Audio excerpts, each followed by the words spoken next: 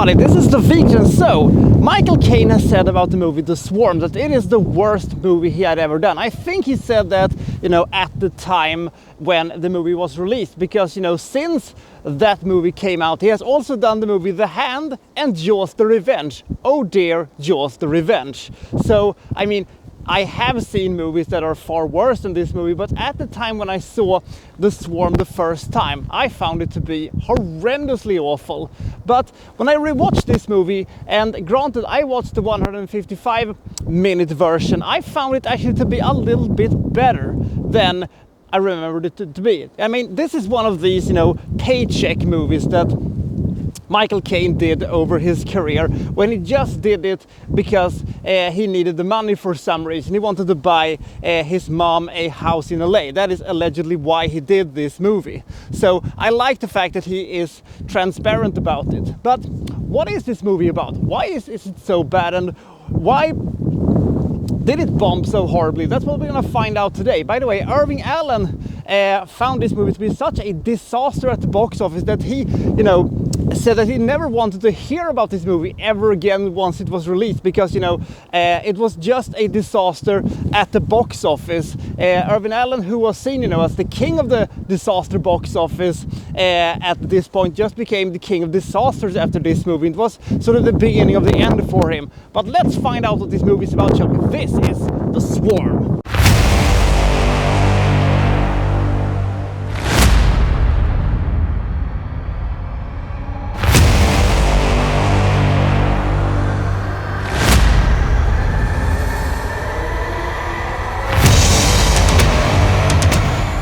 So we have a military base in Texas, and General Slater has come here with his lapdog, and they find that all the personnel on this army base has been killed. How? They don't know. The only person that they find there who is still alive is Brad Crane, who is a scientist who claims that, the people at this base has been killed by mutated African bees. But at first Slater just thinks that, well, he just might be an imposter. We don't know who this guy is. But the President of the United States says that no, he is legit, and he's also going to take over the entire, operation of combating these beasts that he claims exist. So you're gonna have to work with him, complaining General Slater. So the complaining General Slater and his lapdog is going to have to do that.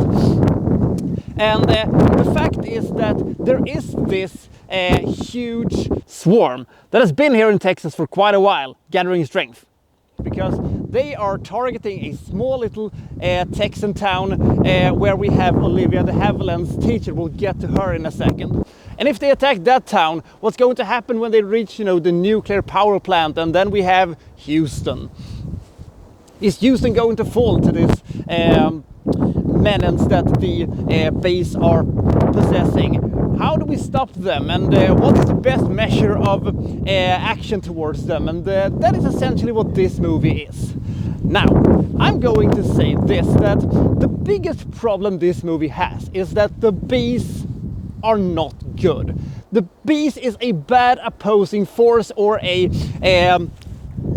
disaster that we're following. Irving Allen pretty much thought that I can have any type of disaster in this movie. It's going to work anyway. Wrong, Irving, wrong. Bees do not work. They're not scary, and they are not interesting. So that is the biggest problem they have. That is the hill that they cannot climb over. I don't know how they would actually fix this so this would be a compelling movie.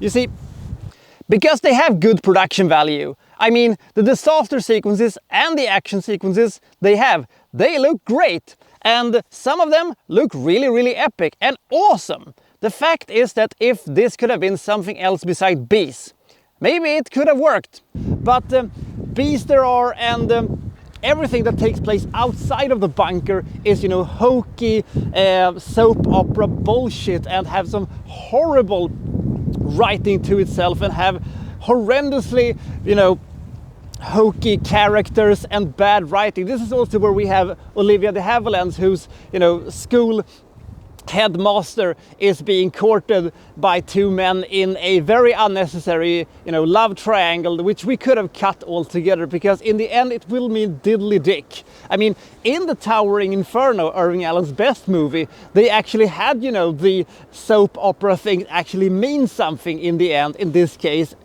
they do not. The thing is that there are good things in this movie, especially all the sequences that take place inside of the bunker, because, we have all of these scientists that have come here to help Brad Kane in his effort to combat the beast. The very, very handsome Richard Chamberlain and his awesome beard. We have Henry Fonda in a wheelchair and a bunch of other people that is going to help him. Henry Fonda, by the way, has the by far most intense and cool sequences in the entire movie. And Michael Caine and the female army captain played by Catherine Ross has really good chemistry, and Caine himself is really, really good in this movie. Despite this is, one of his paycheck movies, he really gives an effort to make his scientist a memorable character, and a character we will sympathize with. I love his spats with General Slaters. They are, edge of your seat arguing with each other. I love those sequences. They are great. The same thing cannot be said for, all the characters in this movie, and sometimes it gets really hokey. But despite the 155-minute extended version I've seen, there's a lot of stuff happening in this movie, and the pace is better than I remembered it to be. And as I said, the movie looks good, and at least we have a good finish to the whole thing. The problem is that all the sequences with the beast, they kind of look a little bit... Once you've seen it, then you have kind of see it, and you don't want to see it anymore. And you especially don't want to see the hallucination sequences that people who have been stung by the beast get, because, 4 stings are all it takes for a person to die from these mutated monster beasts. And the hallucination sequences, they look horrendous. That is some of the worst things I've ever seen. When I saw it the first time, I started laughing. I had forgotten how awful those sequences looked. This is a little bit of a tricky movie to review, because on the one hand, the production is solid and we have a bunch of, good actors putting on good performances. But we also have all of this hokey bullshit that we have to accept. And of course, the fact that the beast doesn't work as villains, because they are smart also in this movie when they're using the pellets things that doesn't work. They're sort of so smart that they realize that we shouldn't touch these things because they're dangerous and stuff like that. By the way, I must applaud them for the bee sequences that CGI wasn't invented at this point, so these are real bees.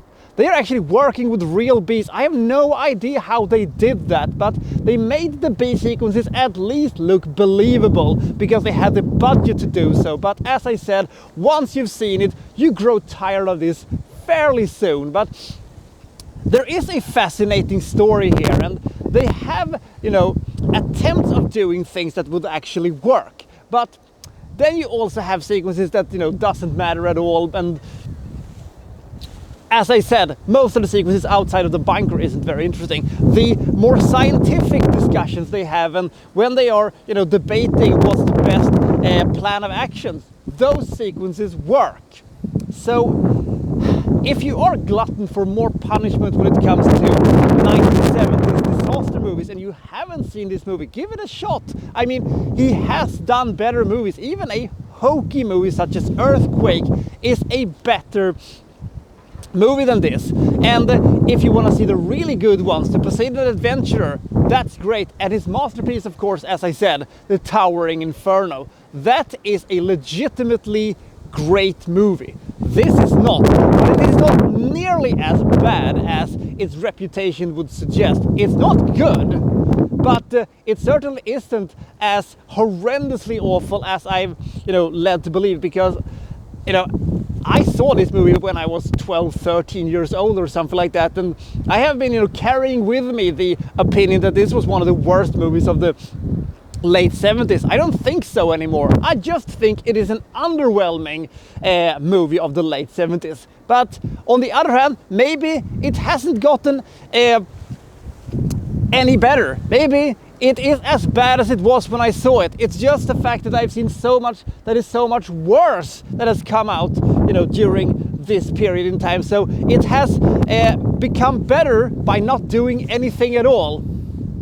Think about that for a second. But I don't like the term guilty pleasure, but this is almost a guilty pleasure because there are something here. There is a weird charm to this movie that I cannot deny exists, but on the other hand, 2.5 hours is a little bit excessive, just so we can get a better and more cohesive story of the whole thing. But The Swarm is just an underwhelming disaster movie. Instead of my old opinion about this movie, that this was a disastrous disaster movie. The characters are actually quite alright, and the impressive production has to account for something. I originally actually gave The Swarm 14 points back in the days when I saw it. Now the extended version gets 30 points. It is still not a good movie. It has lots of flaws in it, but there are fascinating aspects of the story. There are interesting bits here, and the struggle between the military and the scientist, part was great. But there is also a lot of things you have to accept in order to find the hidden gems that are hidden in this movie. If you have seen it, maybe it's time to give it another go and see maybe that you will realize that it was a little bit better than you originally thought it was. So which version have you seen of The Swarm? Do you think it is good? Comment below, and I'll see you next time from, well, so and so reviewing, well, such and such. Thank you for watching. Thank you very much.